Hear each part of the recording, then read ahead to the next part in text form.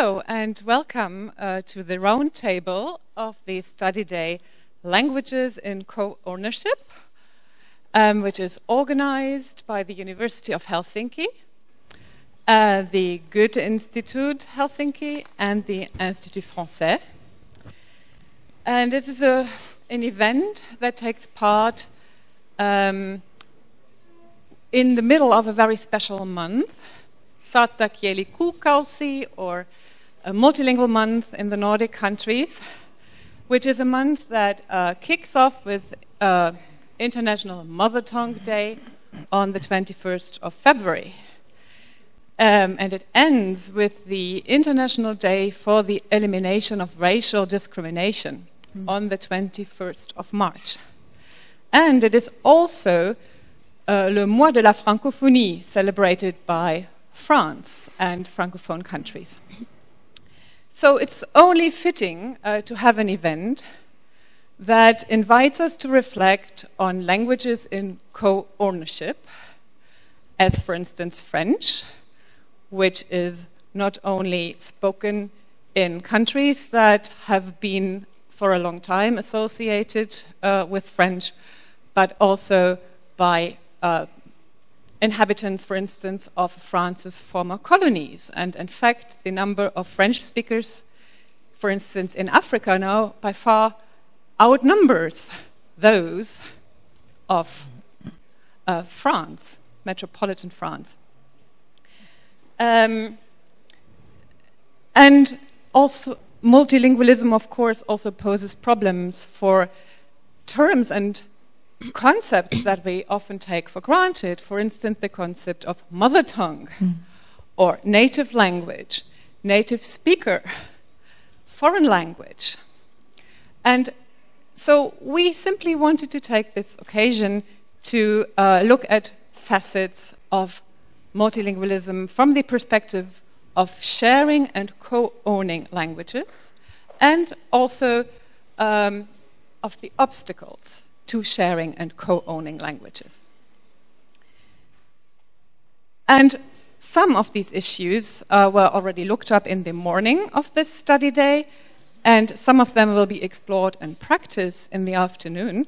For instance, who owns a language? Who controls what is correct, what is wrong?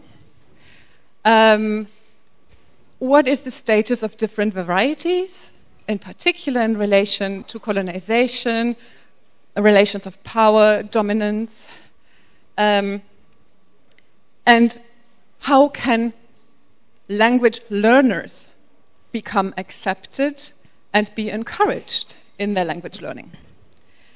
In this roundtable, we will explore why we should care about these issues, why we should make language shareable and maintain linguistic diversity and multilingualism in the first place.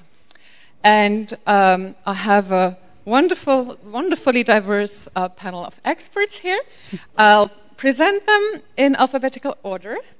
To my right is Sandrine Eschenauer, who comes from the University Aix-Marseille, who works on language didactics and in particular on theater methods, performative methods that enhance language learning and also create empathy. And empathy, the creation of empathy through sharing languages, is an important part of her research.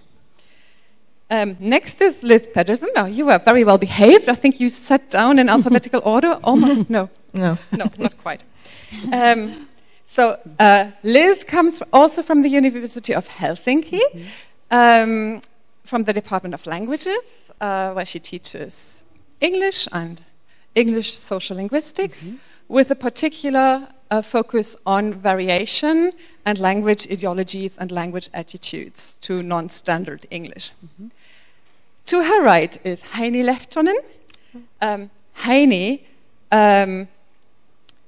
is a sociolinguist who actually looks at domestic multilingualism in Finland at our doorstep. She has worked with migrant communities and multilingual, multicultural school children in Eastern Helsinki, and is interested in the development of innovative language pedagogies. And last but not least, my colleague Laura Siragusa, whose research focuses on heritage languages and language ecologies in the wider sense, not only linguistic ecologies, but also the interaction of language and natural ecologies. And her areal focus is on Vepsian, a minoritized language spoken in northwestern Russia. So now, without further ado, let's kick off the discussion. And I actually want to start by asking Liz about an experience she shared on Twitter about her daughter, who was told by a teacher implicitly that she doesn't own her native language. That'll teach me to be more careful about what I post on Twitter, right? Yeah, thanks, Friederike, for letting me start. So I consider my daughter to be a native speaker of English because she's my daughter, and we speak English together. And English is my mother tongue. I'm from the United States of America. But she goes to a public school, of course, here in Helsinki. The school's language is Swedish. She actually got points taken off her exam. She's 11 years old, and what was corrected was that she had not used shall. Shall I take your hand? I've never said shall in my life, I don't think. And then the other thing that she got wrong was one mustn't. Instead of, she had written, I can't. She wrote, should I hold your hand? It was marked wrong. It should be, shall I hold your hand? Even the Beatles didn't say that, did they? Right, I want to hold your hand. So anyway, she got these points taken off of her exam, and we had a nice discussion based on that. So obviously the overriding principle here is that, well, like you were just saying, who has the power? And in this case, I gave my ground. Yes, I'm a professional linguist, but she wrote the exam for her teacher in the Finnish school. They win. They win. Nevertheless, I found this as a good opportunity to discuss with her variation and the fact that English is a pluricentric language. There are many ways of doing it right, and the way that she did it was perfectly valid. Let's see what happens in a few years when the stakes are higher. But it was a nice learning experience, I think, for her. So from your own life, why are you attached to a particular way of speaking English, or why do you care about making an argument for variation in English? Why is it important? English has so many different kinds of speakers. It's such a rich language. Why should we pay attention to just one variety? The rationale of the teacher in the textbook in this case seems to be that here we are in Europe, and therefore a European variety of English is the standard, what we should look at. But I saw this as a teaching opportunity, and I do the same thing with my students, of course. It's an incredibly rich language because it has so many different kinds of speakers, all with a unique history.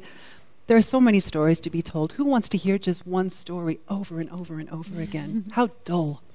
And of course, if we only keep one story, we keep the story of the victors. Yeah, we keep the story of colonizers who actually became the standard through brutal oppression and domination. Yes. I would like to open the round to the other panel members and ask them what role multilingualism and diversity plays in their own professional and personal lives. Would you like to answer? Yes. But I have to say that English is not my working language, so I'm not very fluently in English. I work with multilingualism. Translanguaging is better than multi. I could say why. And my children are bilingual too, French and German. And I have three children, and they all speak another bilingualism. So it's very interesting to look at their own children, and they grow in another way as the children we have in schools. And I think it's very important for children to know from where they are coming from, even if they grow up in another country, because it's their identity. And the identity is a way we feel we can connect with the word. And it's very important for children to know where they are coming from, because they are growing up on a sure basis. If they know their roots, and the roots are expressing in the language. So it's very important, and we know it if you read Marie-Rose Moreau. She's alors, elle fait de l'ethnopsychiatrie. Alors, il va falloir que je translangue. De l'ethnopsychiatrie, c'est de ethnopsychiatry. Do you know it in English? The field? No, but it sounds amazing. Yeah, I think we should. Yeah. Okay. Moreau, M-O-E-R-O, if you are interested in. And she works with kids who has very big trouble, so they can't live with other children because they want to they can't communicate with the world, with the normal world, and they can't eat anymore, or they want to die. So and the most of them have a story with migration perspective, and they didn't speak about this. They have perhaps parents or grandparents who were coming from Morocco or Tunisian, and they wanted their children to have a chance in life, so they didn't want them to speak Arabic, for example, or Portuguese, and in a part of their life they didn't know anymore who they are, and it's very difficult for children to be comfortable in their life when they don't have un socle. How do you say un socle? A foundation? A foundation, yes. A big foundation. So for me it's very important to know this and to share this in schools when we are teaching foreign languages.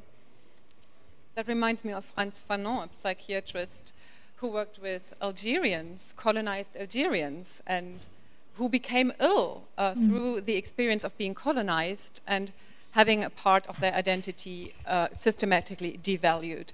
And in the case of multilingual school children, very often if they speak minoritized languages, the parents or even the teachers and the wider environment discourages the use of the languages that is related to the origins of these children, which is such a shame and so traumatic, as you point out, but also so unnecessary, because it's not either or. Multilingualism is the answer. You can have roots and wings. And this leads me to Heini, who actually works with migrant children. So yeah, I've been working in East Helsinki with multilingualism or linguistic diversity for the past 15 years, I guess. My PhD in 2015 was about, and especially in schools with young people and children, my PhD was about how young people position themselves with regard to the linguistic diversity around them. So I've been working in classes where you might have like 15 different first languages. And then in my postdoc project, I worked together with other linguists and community artists and a journalist, and we organized art sessions where we aimed at making the diversity visible and also developing translanguage in pedagogies to help the teachers to employ the linguistic diversity of the class for learning. And I'm now working as a senior lecturer of university pedagogy, and so I think now my next step will be to look at these things in the higher education context. And I think there's a lot to do, because in my job I see daily the discussions about English and national languages and other languages, and how should we value and how should we make language contracts to decide what we speak. So I think there's something to do also in the education in the higher education context. Yeah. And I also have a personal relation to multilingualism. I worked in several countries. I had to work in German and in Hungarian and English too. I'm also raising a bilingual child, so it's very present in my life. And Laura, what is the meaning of multilingualism in your research in a very different context? Yeah, I should probably contextualize it a bit so that it's clear then how I approach it. So I work as a linguistic anthropologist in northwest Russia with a minority group, indigenous group called VEPS, and the work that I am currently conducting is really on the use of verbal charms, so spells, incantations, in relation to other human beings, but also non-human beings and the environment.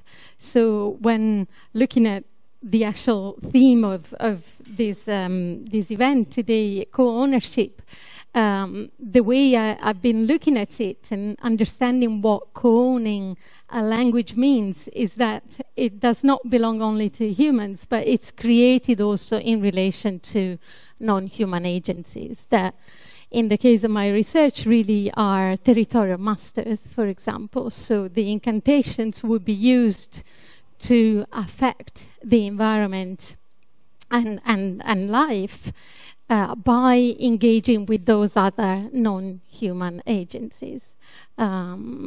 But then, of course, if we look then more broadly at multilingualism in the context of my research, then of course there would be Russian and Vepsian as the languages of work, and those coming together, which in some situation throughout the research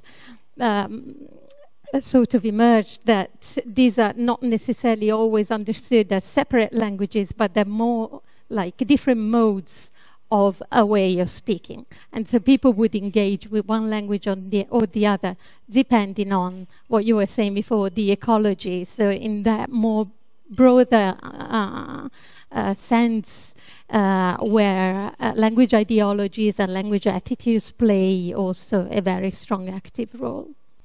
Yes, that resonates very much with the small-scale, multilingual West African context that I research, where languages are also associated with places, because it's generally the language of the founders, or the language of the people who are currently seen as the founders, that is associated with the place and with the land rights over the place, and hence also with communication to the ancestors, the spirits, who are really the owners. And in that sense, language has this tremendous importance also for responsibility for the land stewardship. And there have been interesting studies by a botanist who worked in a past project with us, who showed that where this language and cultural identity is still associated with the responsibility for the land, people look after the natural environment much more and feel responsible for it. It's also a duty to the ancestors, whereas where land ownership has been transferred to individual ownership, this responsibility falls away and people look after their very own short-term personal interests.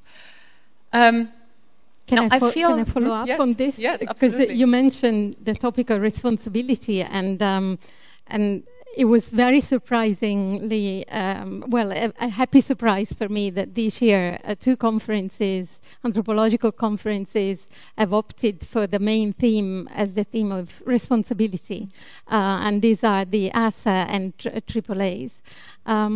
And coincidentally, together with another colleague from the US, we put together an edited volume where we are indeed questioning relations between language, place, and responsibility. So responsibility for the language, responsibility for the place, and how this is reflected in language. And I think in this specific period of time, going back to the notion of responsibility, questioning it as well, not only as the ability to respond, but really a way to, relate to a situation and engage with it in a responsible manner.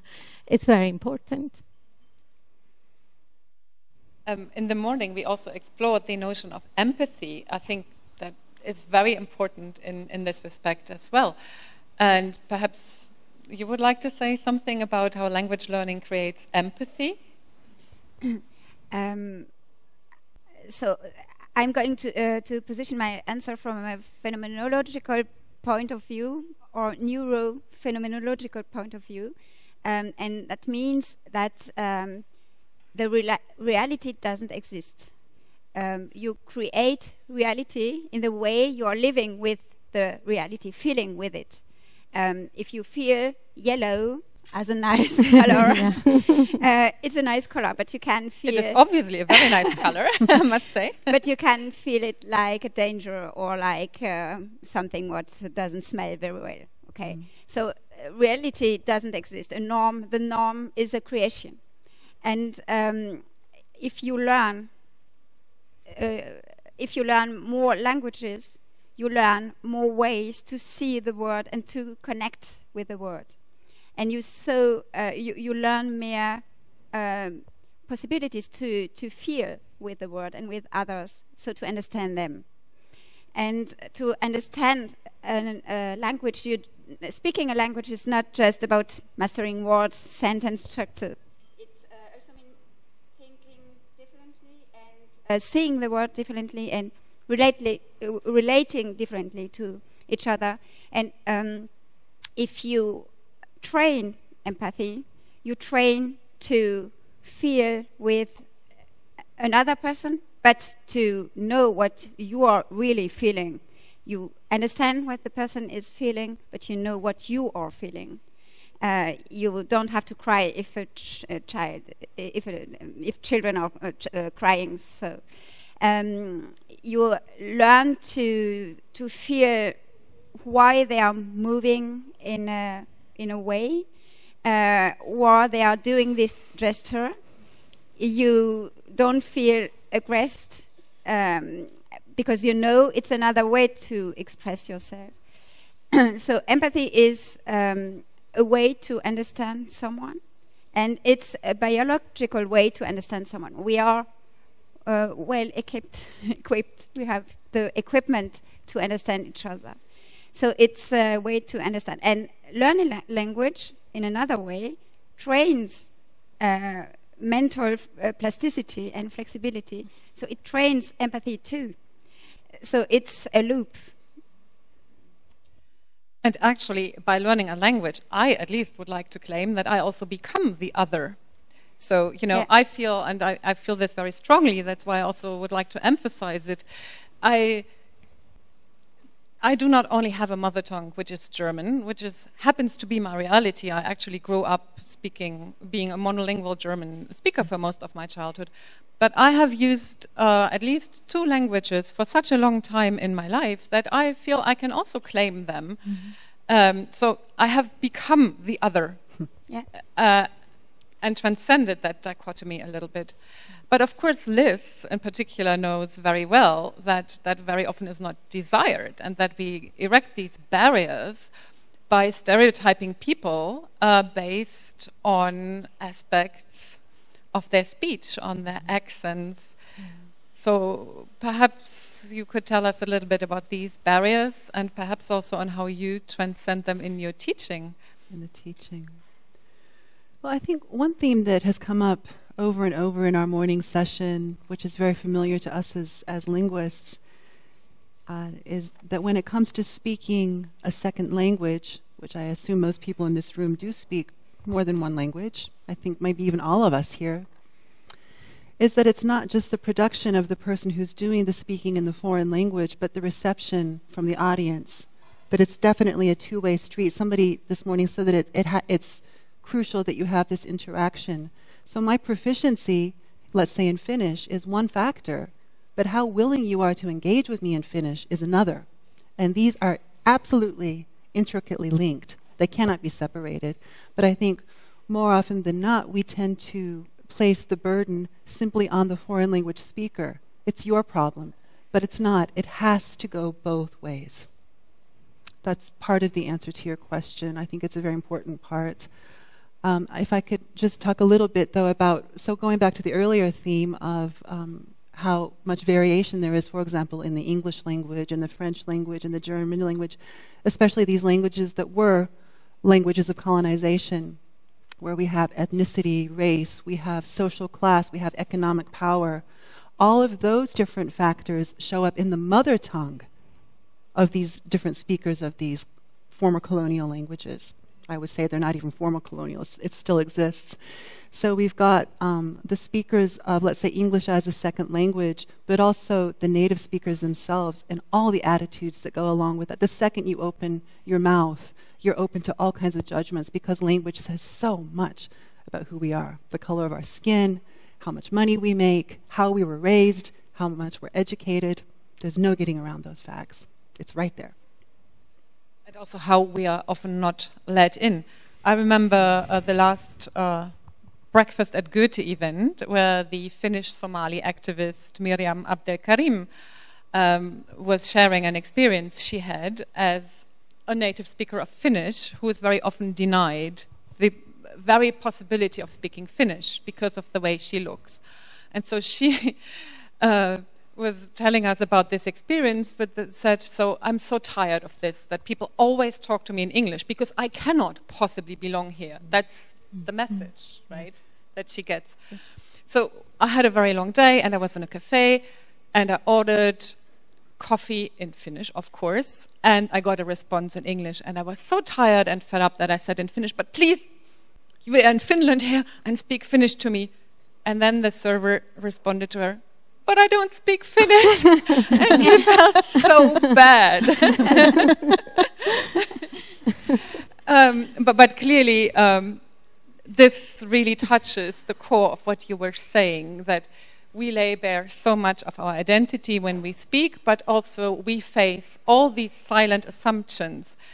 And the message is that we need compassion and empathy to actually see the person and look behind the stereotype. I wonder if Heini has something to say about empathy and language sharing. Well, one thing that just comes to my mind from this example with that you just told, how people are judged by their appearance of if they can speak a language or not. Unfortunately, I hear that a lot from children or young people in Finnish schools who probably spent their whole life in Finland.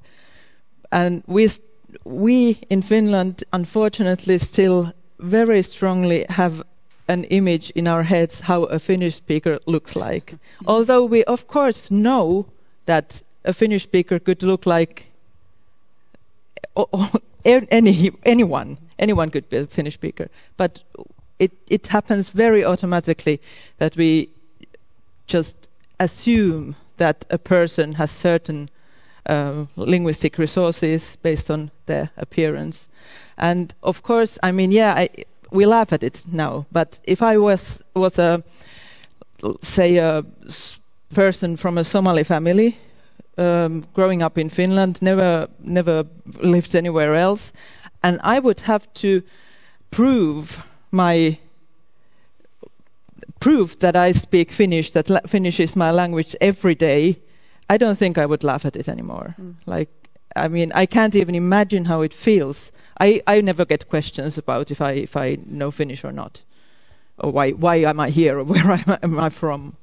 So I just can't even imagine how tiring it must be. And unfortunately, it happens a lot still in Finland. We are just not yet. We have not learned that a Finnish speaker could just be anyone. How is that related to your research experience with people who are bilingual, at least, out of necessity, to some extent, I guess? And how is their relationship to their languages and to the wider linguistic environment? Yes.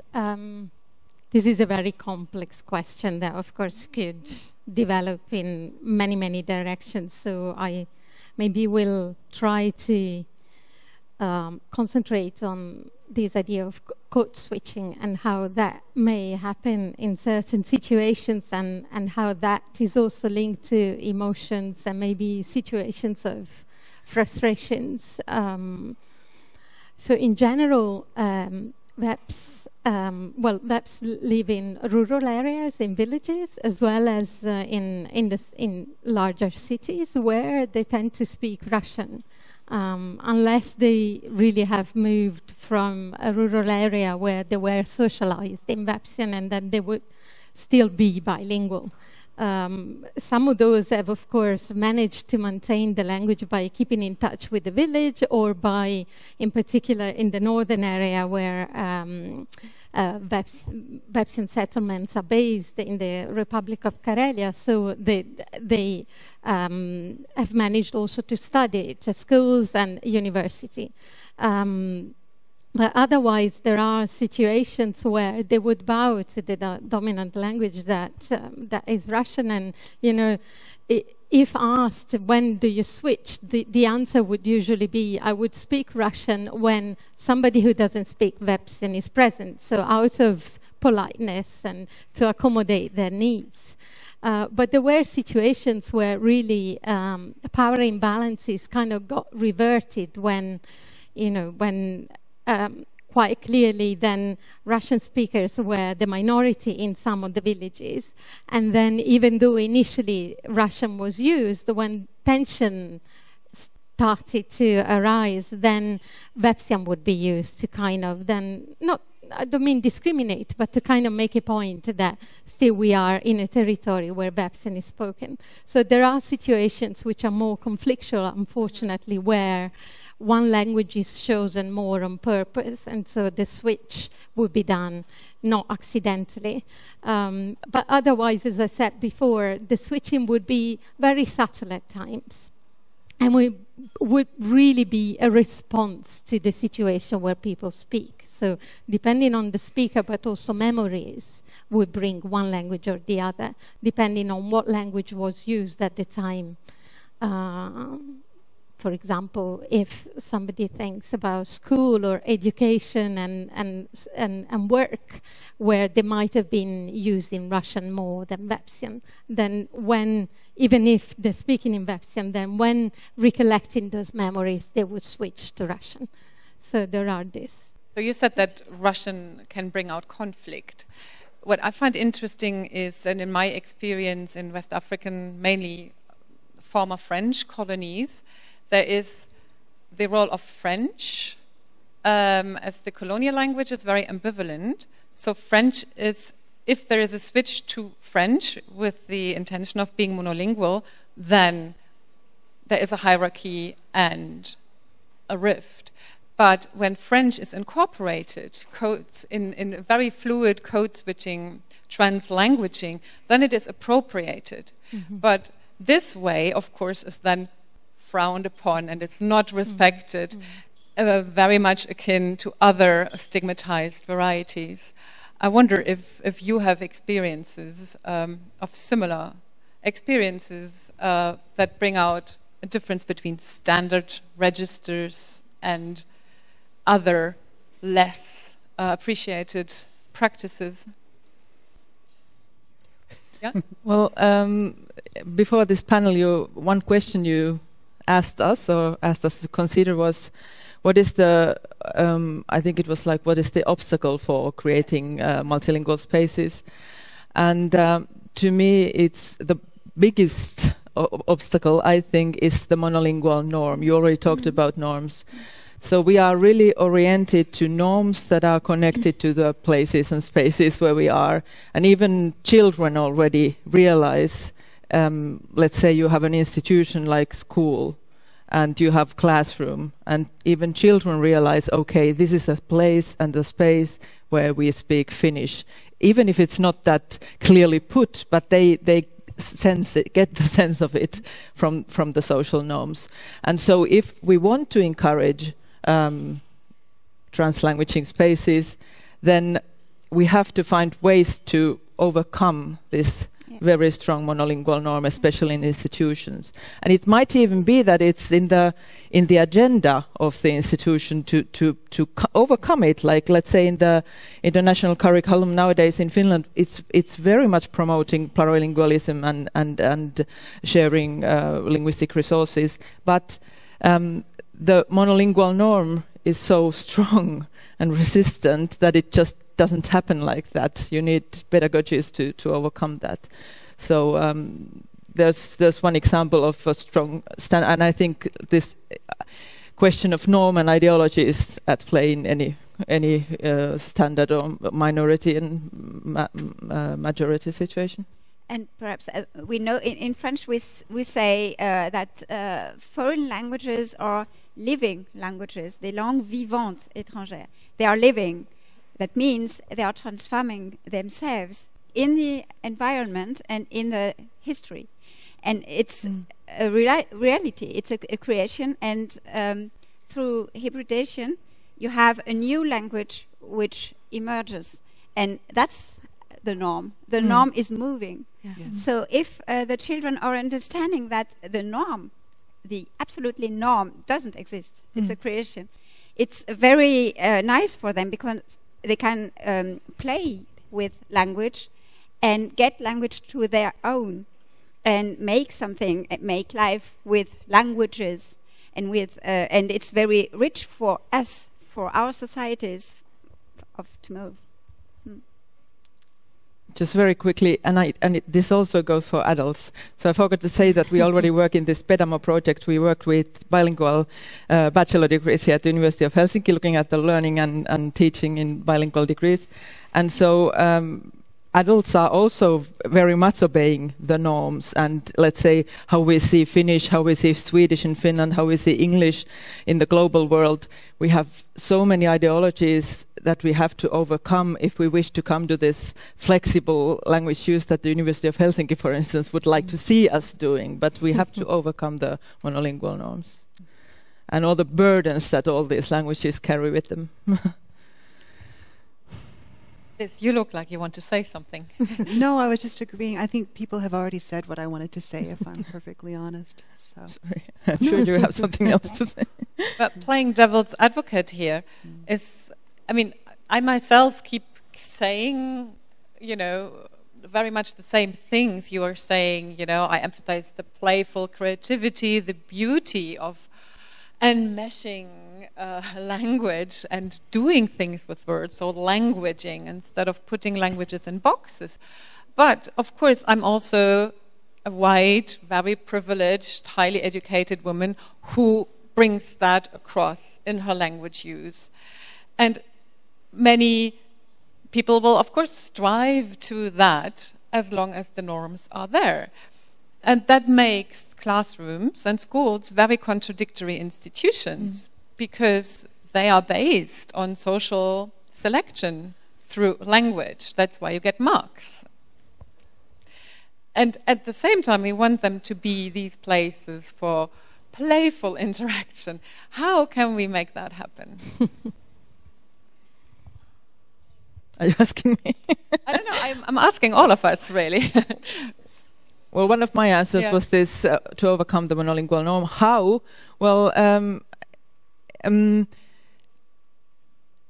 it's really, I look at this from the viewpoint of learning and teaching.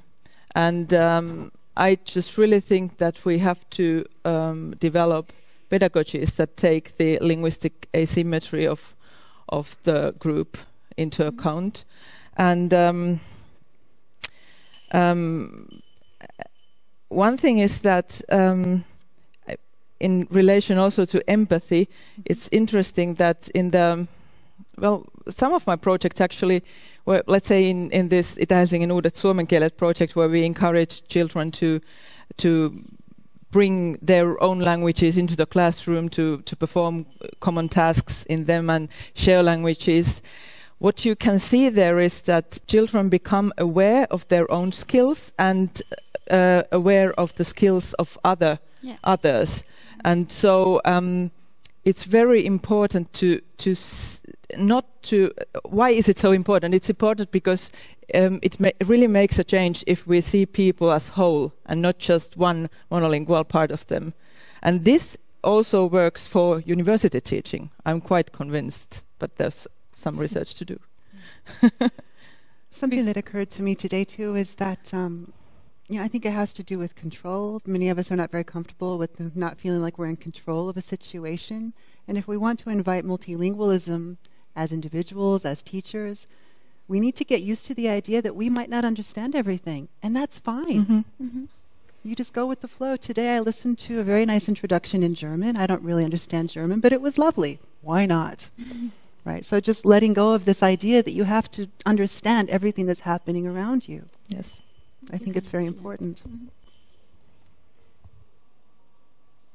Does anybody have something to add to this set of recommendations on what we can do to share languages before we open the floor to audience questions? Maybe time, like to give time, yes. To somebody to formulate their thoughts and what they want to say, but as well as to absorb what's being said and to understand, through our own views and understandings of what's being presented to us. So I think time, a different kind of pace, is something that certainly will be important here, I think. And perhaps if I rely to empathy again, it's a relationship to oneself and to the others and to the environment. And if you learn that you can be yourself with your own identity, but you can understand the others and you can get the codes of the others, so you can play the right role if you want to at the right place. So it's, I think, possible to make the experience that it's not better to be another person, but it's interesting to learn how you can be another person, but to be yourself at the same time. So this relationship is perhaps interesting. Okay. One more thing is that what I think is important when we talk about, let's say, translanguaging in learning is that content learning and language learning always go hand in hand. And we can do that learning in all languages and in several languages. And research actually shows that if you engage in something with all your linguistic repertoire, or maybe even in a language that you don't know that well, it deepens your learning. It's because you go through the same stuff from the different points of view. So, and this is one reason for why it's so important to overcome the monolingual norm. And so we need to lose control, we need time, we need empathy, and overcome the monolingual norm. As a teacher, monolingual norm. For instance, think of situations where you can encourage your pupils to do something in their own language or in several languages or share languages and still engage with the subject matter. So creativity. Good. I think this is a great point to stop and ask the audience to ask us questions or give us feedback, share experiences. Please raise your hand if you have something. There was somebody there, no? Okay. Yes, I'm Dušica Božović. I teach heritage language in Finland, in the metropolitan area. I also teach a pluricentric language, Bosnian, Croatian, Serbian, in one class. And I wanted to ask about your daughter. Was that a heritage language lesson, or is she learning with L2 speakers? She learned it with other L2 speakers. Yeah, and so I think that's the reason why that happened. Yeah, because as they're 11 years old. I think even though I support variation, it's what sustains me in life. It's linguistic diversity is so exciting for me. But she's 11 years old. She's sitting in a classroom with other people who are learning English as a foreign language. There has to be a norm. I get that. Yeah, I mean, probably teacher takes it as a course, like she's taught it in a certain way. It's directly from the textbook. Yeah. So I don't think that would have happened if she was in heritage language class. No, and again, to reiterate my point that just like Friederike said earlier, it's all about the power dynamics. So in this situation, my choice was to talk to my own daughter that The teacher's in charge. This is the textbook. You play with their rules. But hey, let's have a discussion about this. The way you speak is fantastic. It's who we are. They can do it this way. These are the rules that we go with in this context. Just do it. Make everybody happy. Just do it. But have you considered switching to the heritage language class? Because there is English as a mother tongue in Helsinki. Yeah, unfortunately it's not available at her exact school. But it's a wonderful resource. What they have done that I'm very happy about, they have decided to give her, as compensation for this, they give her German classes. Bravo. She gets another foreign language. Okay, yeah. Well, I think that's one of the problems for heritage speakers in Helsinki, that most of them don't attend heritage language lessons because they are in another school. And many times their teachers don't even know that there is a group. They just tell them there isn't teaching in this school. But I also wanted to say I try to live in Finnish and speak it all the time and insist on speaking it, but like my daughter attends music lessons, and this morning she fell and her teacher switched to English immediately with me. She asked me if I want ice. And I just wanted to give an example that sometimes people like Finnish native speakers switch to English unconsciously because they just want to help. She got scared, and I don't think we should, we second language speakers should always be upset that she commented my Finnish skill. I mean, I know sometimes it is frustrating, but it is also because I have a bad day. And it's not only that Finnish speakers are so bad, but I think there are other ways to promote Finnish, as a second language. For example, more Finnish in non-native Finnish in media. This is something that I haven't seen much. Like all the speakers on TV are native speakers. That's a good point. And that would be my how. But that was everything I wanted to say. I'm currently writing a master thesis on teaching pluricentric language as a heritage language, so I would like to meet you all after this. Just a comment while the mic is going around. I mean, I have very good experiences with Finnish speakers who share their language with me, so I want to say a big thank you. You know who you are. But also, very often it's this question either or, and again, that's this monolingual norm. We can translanguage, so my Finnish is here, my English is here. Sometimes I have something to say, but if I always have to choose between only Finnish or only English, then I will speak English for a long time, and I will never get there in Finnish. If we accept more fluidity, translanguaging, switching, then we can share languages much easier.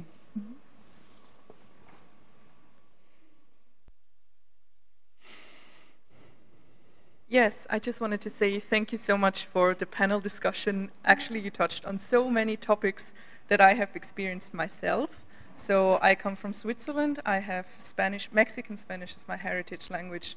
And perhaps a second heritage language would also be Italian or Friulan. So, I grew up in Switzerland speaking German and also to school and everywhere. And so many times in professional lives when I applied to jobs, one of the first questions would be, how long have you been learning German? And I'm I don't know. I think you start going to school at age 7, right? I mean, that's a long time ago. And then people are like, oh, so you're one of us then? And I'm like, yeah, I'm one of you. And then from kindergarten experience, I remember that there was a kid, I think, what was his name? Roberto or Fernando. So he came from a single-parent household who only spoke Spanish. And he was always so sad and alone because, of course, he was the only, apart from me, the only Spanish-speaking kid in the kindergarten class. And then just one day I approached him and we spoke in Spanish and we had our very own little Spanish community. And then because I was kind of the translator back then, and then at the time, the longer he was with us in kindergarten, the more proficient he became then also in Swiss German. And then suddenly there was no barrier or no difference at all anymore. And I think Switzerland is a very particular case because it depends on where you grow up, if you grow up in the French or the Italian part or the German part. Because in the German part you have, what has been said also here, is like you have this very image of a German speaker or a Swiss German speaker, right? And so you don't really give room to other people who look differently to be also native Swiss German speakers. Whereas in the French part you have a bit more diversity because of, you know, the history of the French language. And yeah, so I lived also in the French part, then I came back to the German part, and then suddenly my colleagues were asking me to translate to the French part and like talk with the French colleagues on the phone or email. And then again, I was like in the mediator position.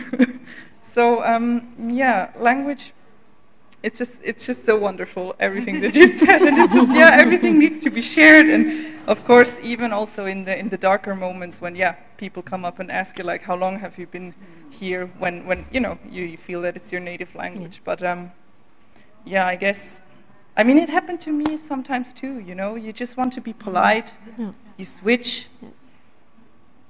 It just sometimes, yeah, it happens. Yeah.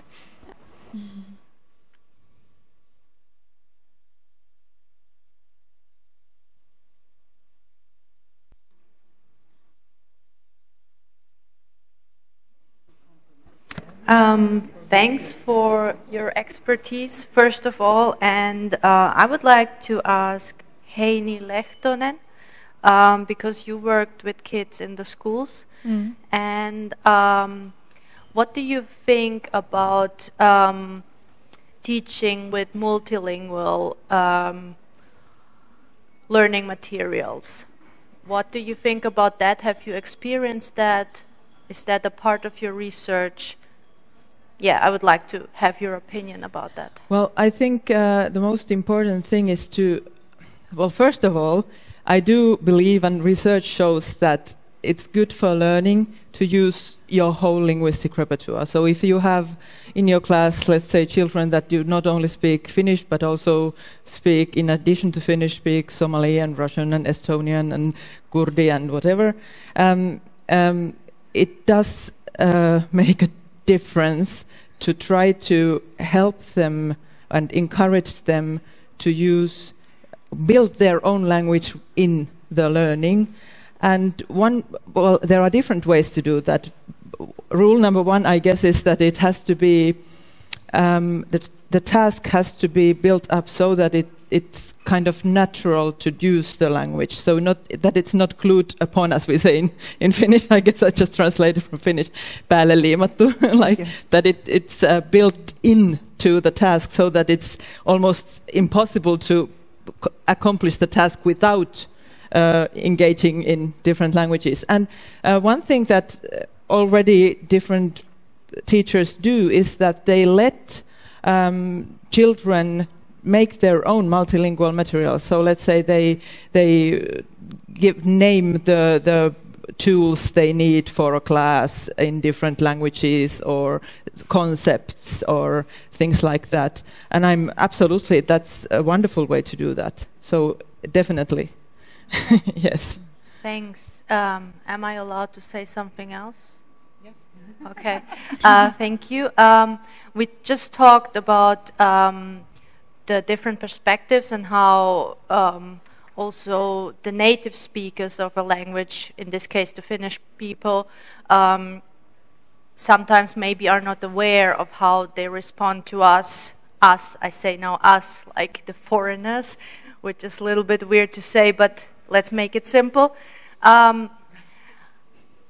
think main problem is that most of the people are not aware of what they might do to someone by saying something. I think there should be also teach more awareness according languages. I think we teach language as a foreign language, but we don't teach language as a communication skill in schools. We have it as some specialized subject at university, but we don't know what we do with it. We don't learn about our main tool, no matter if it's in French or in Finnish or whatever language. So I think this is something which could be generally considered to implement more in schools and also working places. Yeah. Thanks. Other questions?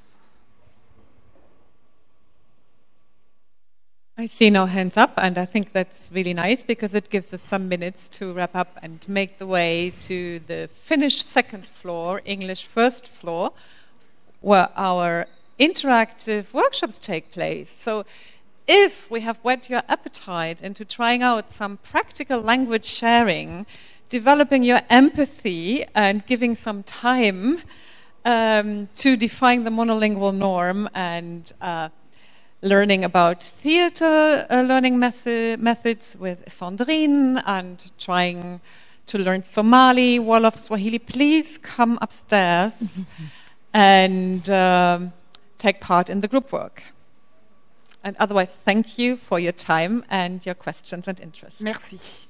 Danke schön. Merci.